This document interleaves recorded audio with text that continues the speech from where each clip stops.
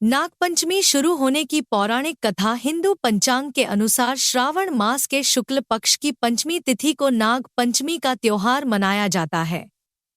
यह दिन नाग देवता की पूजा के लिए समर्पित होता है। मान्यता है कि नाग पंचमी के दिन नाग देवता की पूजा करने से मनोकामनाएं पूरी होती हैं। पौराणिक काल से सर्प देवताओं की पूजन की परंपरा है। ऐसी मान्यता है कि नाग की पूजा करने से सांपों के कारण होने वाला किसी भी प्रकार का भय खत्म हो जाता है। ज्योतिष शास्त्र के अनुसार नाग पंचमी के दिन नाग देवताओं की आराधना करने से जातकों को उनका आशीर्वाद प्राप्त होता है। इस बार 9 अगस्त को नाग पंचमी का पर्व मनाया जाएगा। नाग पंचमी मनाने के पीछे कई कथाएं प्रचलित हैं। इनमें से 3 खास कथाएं बता रहे हैं।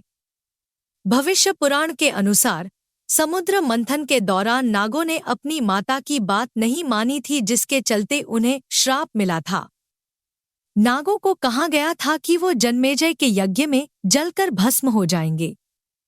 घबराए हुए नाग ब्रह्मा जी की शरण में पहुंच गए और उनसे मदद मांगने लगे। तब ब्रह्मा जी ने कहा कि नागवंश में महात्मा जरत्कारु के पुत्र आस्तिक सभी नागों की रक्षा करेंगे।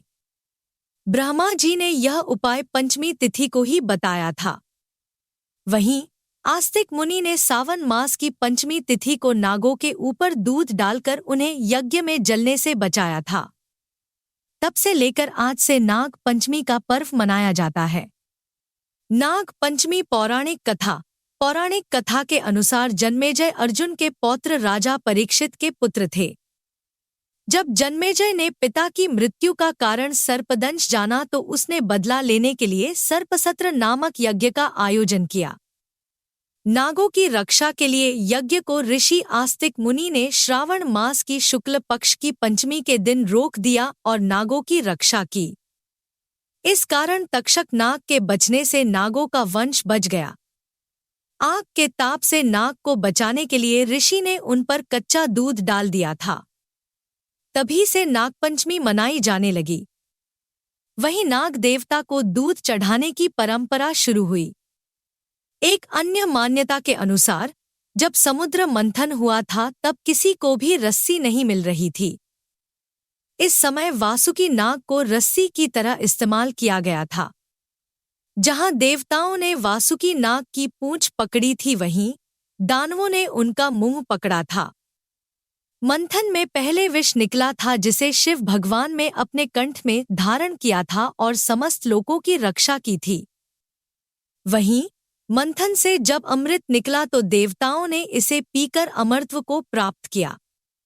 इसके बाद से ही इस तिथि को नाग पंचमी के पर्व के तौर पर मनाया जाता है। एक अन्य पौराणिक कथा के अनुसार श्रावण मास की शुक्ल पक्ष की पंचमी को ही भगवान श्री कृष्ण ने वृंदावन के लोगों की जानक नाग को हराकर बचाई थी। श्री कृष्ण भगवान ने सांप के फन पर नृत्य किया था, जिसके बाद वो नथिया कहलाए थे। तब से ही नागों की पूजा की परंपरा चली आ रही है।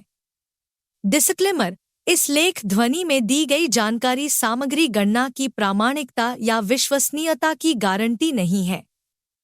सूचना के विभिन्न माध्यमों, ज्योतिषियों, पंचांग प्रवचनों, धार्मिक मान्यताओं, धर्म ग्रंथों से संकलित करके यह सूचना आप तक प्रेषित की गई है। हमारा उद्देश्य सिर्फ सूचना पहुंचाना है। पाठक या उपयोगकर्ता इसे सिर्फ सूचना समझकर ही लें। इसके अतिरिक्त इसके किसी भी तरह से उपयोग की जिम्मेदारी स्वयं उपयोगकर्ता या पाठक सुनने वाले की ही होगी।